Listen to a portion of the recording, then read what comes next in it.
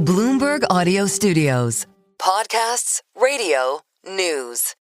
You're listening to Bloomberg Businessweek with Carol Massar and Tim Stenovec on Bloomberg Radio. It is time now for the Bloomberg Businessweek Women's Health segment, where we focus on key issues and developing technologies that are impacting the present and future of women's health around the world. On that, over the summer, we saw the Gates Foundation announce a $2.5 billion commitment through 2030 to accelerate R&D focused exclusively on women's health. And then earlier this month, Melinda Gates announced a new partnership that will commit $100 million to accelerate women's health research. She's focusing on areas of women's health with the highest rates of mortality. That includes autoimmune disease, mental health, and cardiovascular health. So we've got a great guest to talk about all of this. We've got Dr. Susan J. Blumenthal joining us. She's retired Rear Admiral, former U.S. Assistant Surgeon General, and the first ever Deputy Assistant Secretary for Women's Health. She's also visiting professor with the MIT Media Lab. She joins us from Washington, D.C. this afternoon. Dr. Blumenthal, Carol just mentioned some of the money that's going to women's health issues around the globe. I think I know the answer to this question before I even ask it. Is it enough? Well, no, but it's excellent that new investments and innovations are coming to bear on women's health. Women represent 51% of the population. They make 80% of the healthcare decisions, but their health has been traditionally, underfunded and under-innovated. And so we hope to turn the page here in the 21st century. Are you hopeful that that actually happens? Because I feel like this is, we laugh, but it's not even, I think about it, not funny. Like, women's issues have been underfunded, undercovered. I have doctors in the family, both women. We talk about this. They see it. We see it. I see it. I have a daughter. It just, when it comes to women's health issues, it just feels like they have been ignored for a long time. Well, let's, kind of backtrack. Let me tell you a story about how we got involved with women's health. I mean, when I was a child, my mother had cancer, and I decided to become a doctor. No other woman should have to suffer the way she did. I was very honored to work at the National Institutes of Health for 12 years, and there helped to expose the inequities that existed, that women had been excluded from research studies on heart disease, on AIDS, on lung cancer. Sex matters, we all know that, but in the conduct of research and the delivery of healthcare services, women had been excluded as a target, as a focus. So as the first Deputy Assistant Secretary for Women's Health, we really shone a spotlight on these issues. We wove a focus on women's health into the fabric of NIH, CDC, FDA, because then there were no women's health conferences, there were no reports, there were no fellowships, and there were no centers. And so the study of women's health and sex differences became a forefront issue in the 90s, but then got mainstreamed. And I think, there were still so many other issues that needed to be addressed. We built the infrastructure, but the innovation, needed to continue. And that's what I hope is happening now here in the 21st century, because we're bringing a whole new toolbox to the fight for better women's health. Well, Carol mentioned what Melinda Gates has announced, the idea of sending money toward the highest rates of mortality, autoimmune disease, mental health, and cardiovascular health. One area that we wanted to focus on this afternoon is mortality when it comes to pregnancy and when it comes to childbirth, maternal mortality. And the CDC said that improving maternal health care is one of its new priorities. They posted this document last night. What are the biggest areas for improvement there? How does the U.S. solve that?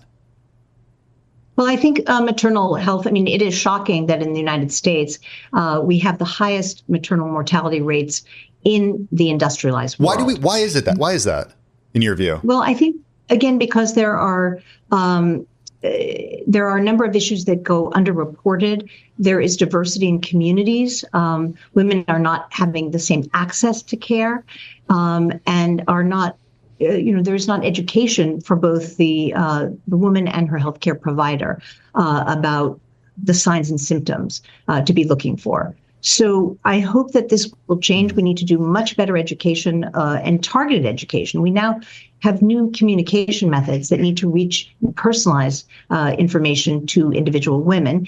And with technology, we'll be able to access care in more rural or underserved areas. For example, ultrasounds, small miniature ultrasounds that can be taken into communities in underserved areas, and then with telehealth, wire it back to a physician to interpret it.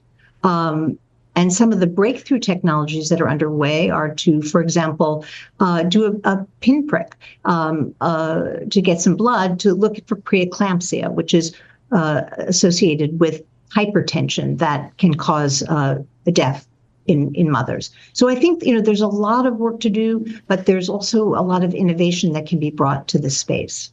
Dr. Blumenthal, one thing I wanted to ask you, the CDC's vaccine meeting happening today and tomorrow. Just curious, one of the things that's being discussed is changing the hepatitis B vaccine recommendations for newborns and screening all women for hepatitis B. What do you think of this? I'm just curious about it. Well, I'm very concerned as a public health doctor. I think that, if you think about it, 150 years ago, average life expectancy was 38. We've doubled life expectancy in this century. In the year 1900, 18% of children died before their 5th birthday. Vaccines and other public health interventions were major contributors, were landmark contributors to this extended lifespan. A generation has grown up not seeing the devastation of polio, smallpox, diphtheria. And so disinformation is circulating. Hepatitis saves, vaccines have saved 20,000 babies. And so I think it's very, very irresponsible to be changing these guidelines when we know that vaccines save lives. What does this look like if the guidelines are changed? How does it manifest itself in public health? Do we see immediately a spike in things in your view that could be prevented through vaccines? Well, we've seen a spike in, for example, measles. We've seen some of the highest rates of measles that we've seen in decades. Measles can cause disability and can cause death.